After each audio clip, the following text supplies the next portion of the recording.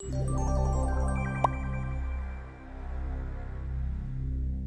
the United States, each state has its thing. Idaho grows huge potatoes, Wisconsin makes a lot of cheese, and Massachusetts trains great RF engineers. Gordon Barber is one of the best, and now he's the global director of RF solutions at TE Connectivity. But he's not one of those managers. He's designed antennas for everything from commercial to military and SATCOM. So if you want to geek out on phased arrays or quadrifilar helix antennas, Gordon's your guy. Welcome to Tech Chats, Gordon. Many thanks, Chris. I think you nailed it. Awesome. Now, I'm sure most engineers are familiar with TE, but why don't you give us a proper introduction to TE as a whole? Yeah, thanks, Chris. On TE side, when we look at things like transportation, increasing the efficiency of factories and homes and improving communication networks, and then even medical technology and improving access and revolutionizing the technology there. So our purpose in the organization is to facilitate those advancements and, of course, meet our business objectives on top of that. Diving a little bit deeper into us as an organization, those segments are made up of industrial group, transportation group, and communications group. And that group, communications, is where my product line exists and my team exists, known as RF Solutions. And we develop antenna solutions. We develop passive components like connectors and cable assemblies. We also have a burgeoning product line in IoT devices. When you combine that with the rest of the organization, together we deliver on a yearly basis over 190 billion products to the market. From a leadership perspective or a technology perspective, we have a tremendous amount of engineering expertise, and we invest significantly in our organization in that manner. And that shows in our patent portfolio with greater than 15,000 patents, $610 million spent over our lifetime invested in engineering and R&D, over 7,500 engineers in our organization, and approximately 20% of our revenue on a yearly basis coming from new products that are introduced. That's great. Now, the topic of the day is IoT. So what's your take on kind of the overall IoT market? The IoT market is not just expanding now. We're entering a potential for a booming market, right? And we have two sides that are really driving that, Chris. We've got this side of use cases, and we talk about smart applications, we talk about security, data analysis, or data mining, and there are countless others, right? They're being introduced, frankly, every day. And at the same time, we've got this technology expansion that facilitates those use cases. And the expansion happens on several fronts. We've got this kind of low power, low data rate from NB-IoT or Cat-M1 to high data rate, low latency with 5G. On top of that, we have different network architectures. We've got unlicensed spectrum, we've got licensed spectrum. We can utilize Wi-Fi or meshing through Zigbee, privatized networks, for instance, with CBRS, wide networks like from 5G or NB-IoT, and even hybrid networks from ultra-wideband. We got short range and long range with that application or that technology. Together, those things combining together, the technology and the rapid use case expansion, we're really starting to unlock the potential here. And we start to see numbers like 25 billion IoT connections coming in over the next few years and a market size of 1.1 trillion US dollars globally. Obviously, that's a lot of devices and a lot of revenue. So where is your focus? Chris, the applications and the use cases, like we discussed, they're just expanding rapidly, right? And so we look at it as an organization as when people look to us as a supplier on the RF solution side, where can we bring the highest value? And as an organization, that may differ a little bit from the RF solutions group that has a much broader focus, but we tend to focus in areas where customers really need us in a connectivity case where data or connection is a paramount to maintain or to get on a regular basis. We focus in areas that we might consider to be smart, as the market likes to define it in smart, which implies a higher level of connectivity needs. You've got things like healthcare, metering, transportation, even logistics and predictive maintenance.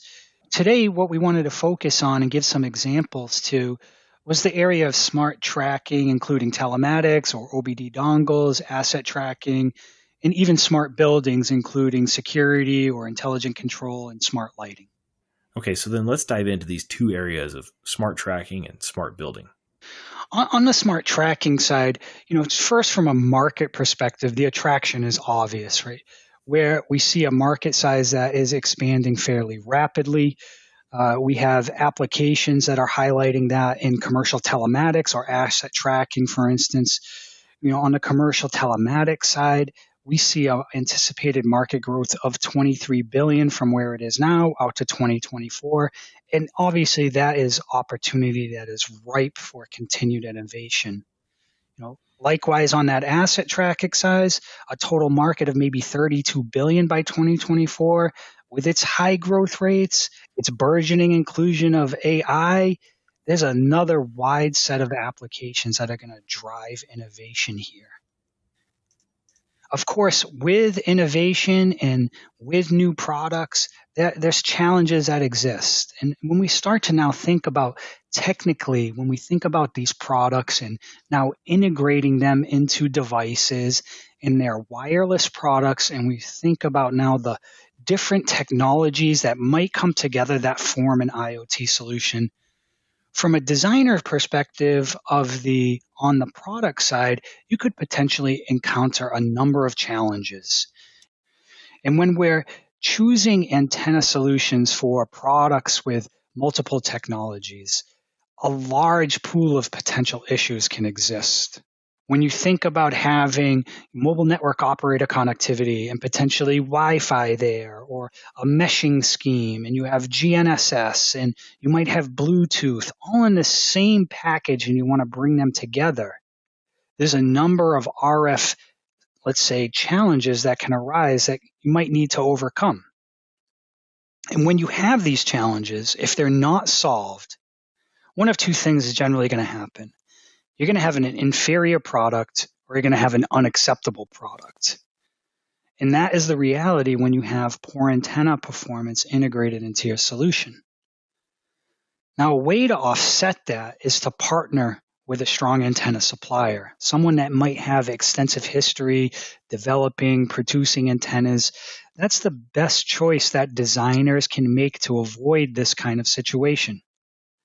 You can utilize a supplier that has this experience, maybe delivering, in the example of TE, over 1 billion antennas into the market in this very kind of space. They've encountered, and we have encountered, this level of integration before in hundreds and hundreds of times. I can't say enough that I recommend engaging with a RF solutions provider or antenna provider that has this background. We move to another common problem, particularly if you're looking to integrate mobile network operator technology, say for instance NB-IoT or Cat-M1. The radiation performance becomes uber critical. And this is true whether you're using a pre-certified solution, a radio module or modem or not. And that's because when we integrate antennas into a device, that environment is going to impact the radiation performance.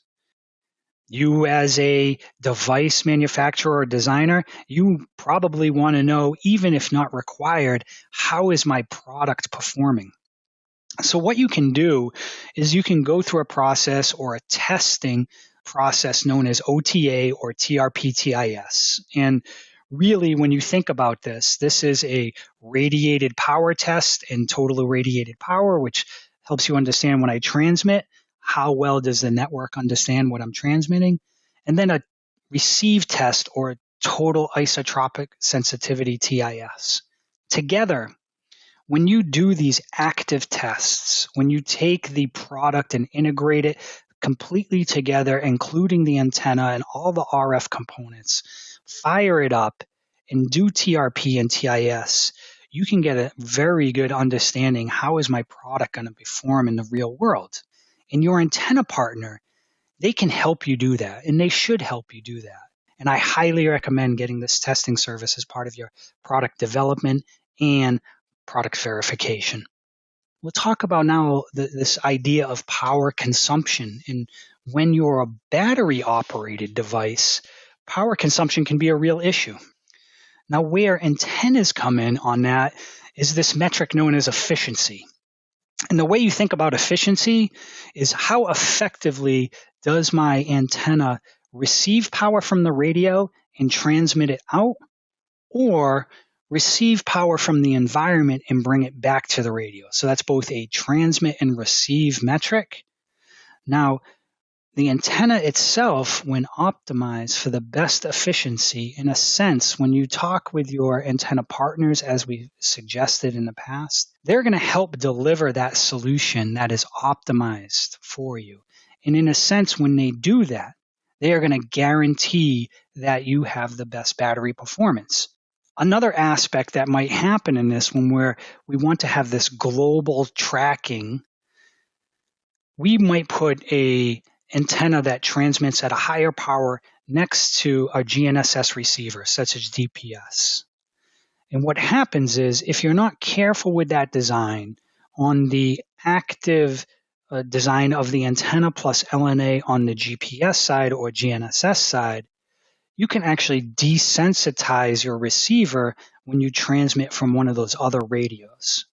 And your antenna supplier is going to understand that and make sure that they choose the proper GNSS package, which would be the passive antenna plus LNA in most situations.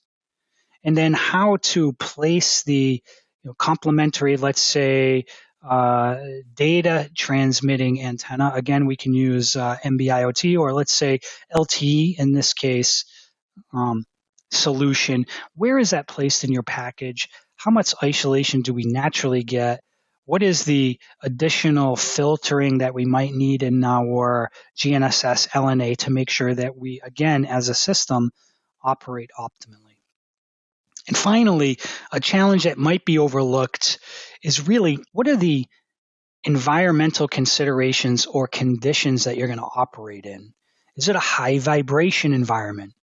Is it an outdoor environment that might have snow and rain and ice?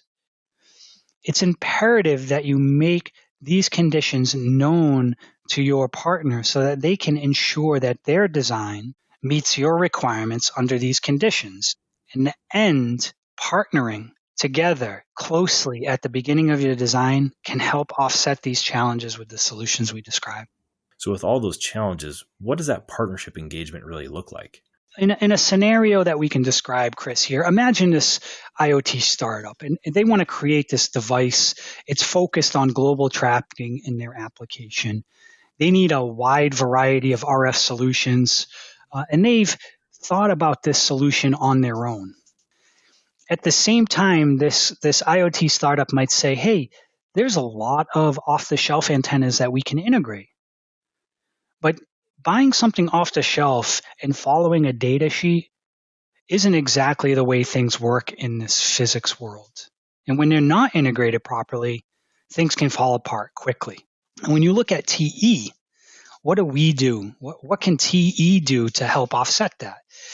First, most of these customers, they want to get to market quickly. So where possible, we'll use our extensive portfolio to integrate off-the-shelf solutions directly into your product.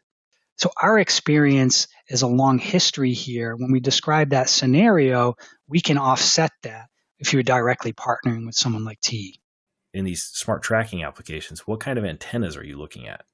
As I indicated, we have a large experience in delivering custom products. But we realize that time to market and our ability to deliver to our customers cannot always rely on that.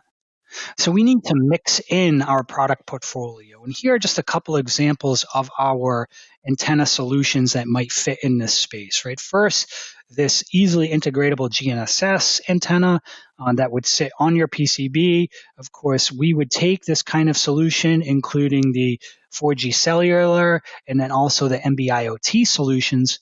We would take those for you, integrate them into your product, and deliver the information that you need to make sure that those operate correctly.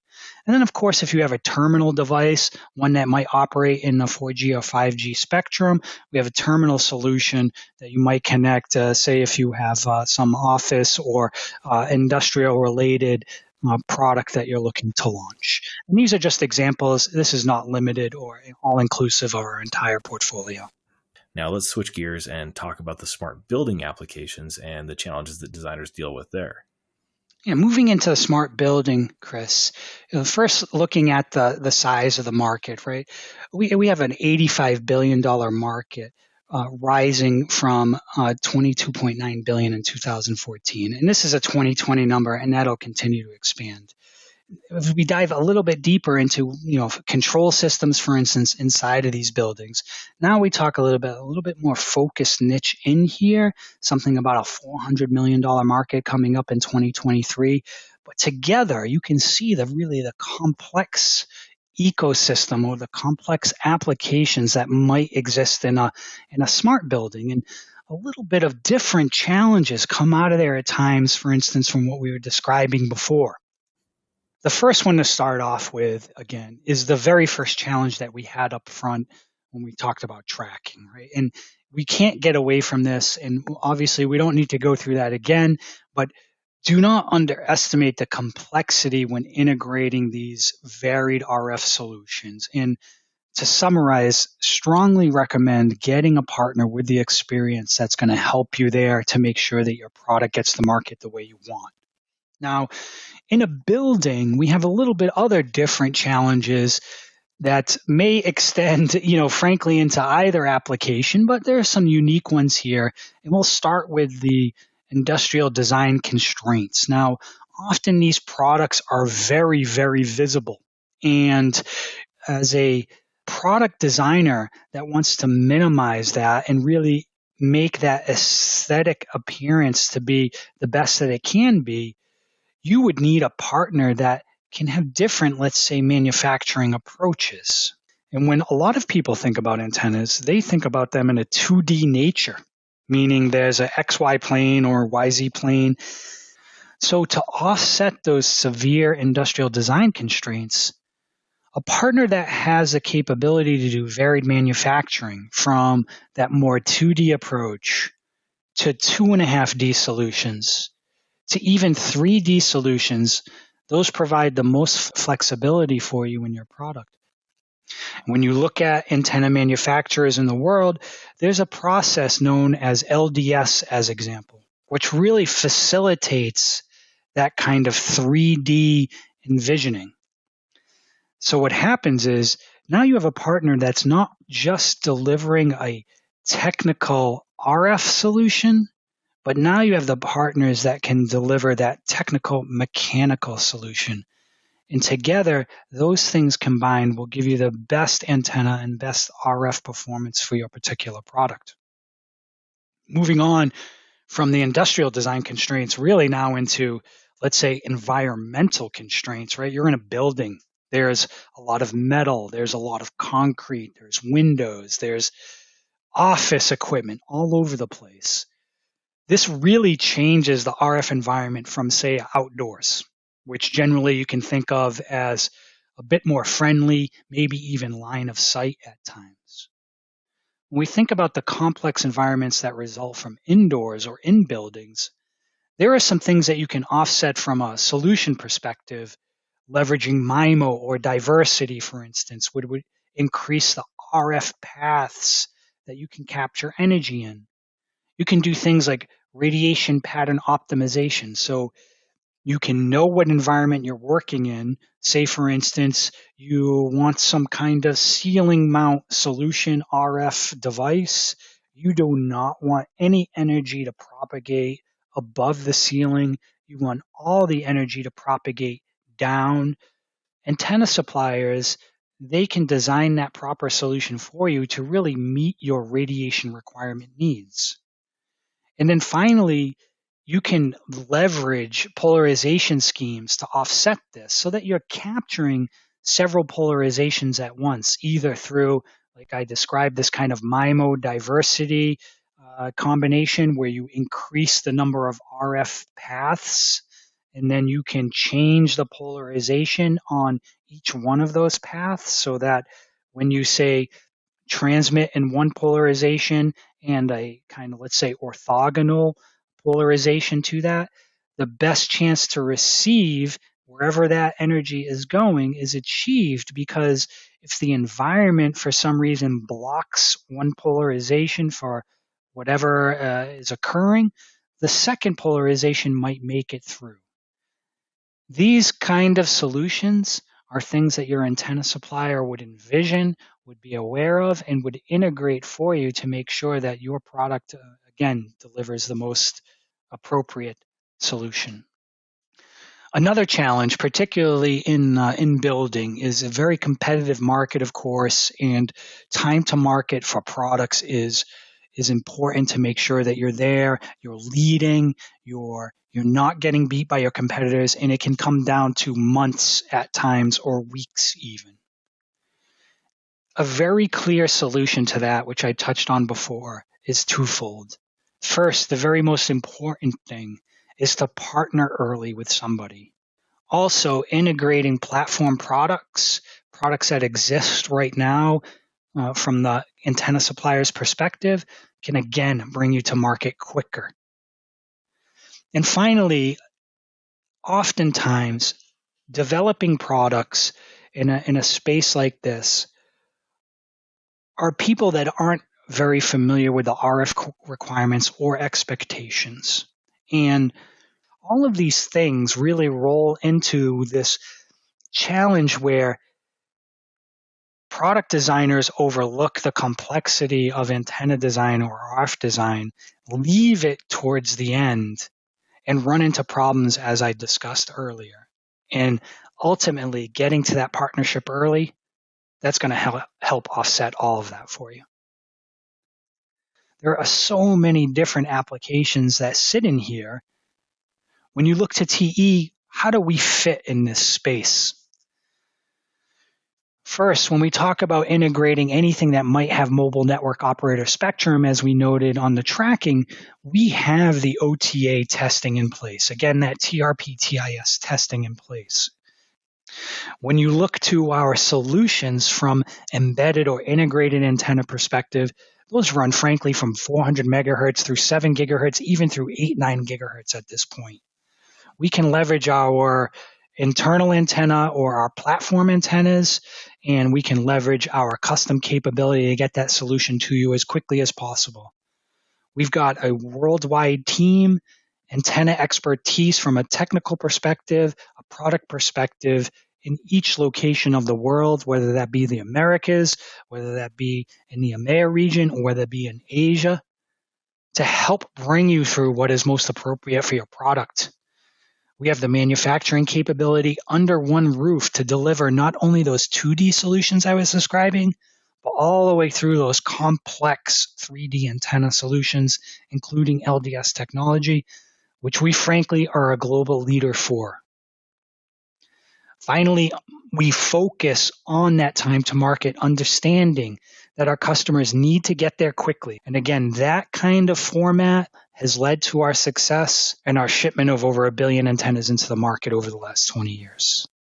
Finally, just wrapping up on this for the smart building, Chris, on the product side, just simple highlights on the products that we can roll in from a platform or off-the-shelf perspective, from MIMO combinations that you see integrating Wi-Fi and cellular, through cabled solutions addressing Wi-Fi 6E, which is just emerging, GNSS or Wi-Fi, and NB-IoT and Cat-M. When you think to TE connectivity in the end, Chris, what we want our partners and potential partners to think of is that we have this extensive portfolio. We can leverage our standard antennas, we'll leverage our customized antenna portfolio, and that we have this global design and support services that you can leverage. We want our customers, obviously, to partner with us. We want customers to partner with antenna experts to deliver the best products in the market. And I hope in the end that this conversation has helped instill that importance, and that you look to TE as a product designer or product owner, look at our 20 years of experience, our antennas delivered to the market, and look to us for the questions that you need when you need an antenna partner. Thanks, Gordon. Once again, that's Gordon Barber from TE Connectivity. And if nothing else, remember to partner up early on antennas. If you'd like to learn more about TE's antennas for IoT applications, click the links in the description or visit Mouser.com. And be sure to check back soon for the next episode of Tech Chats.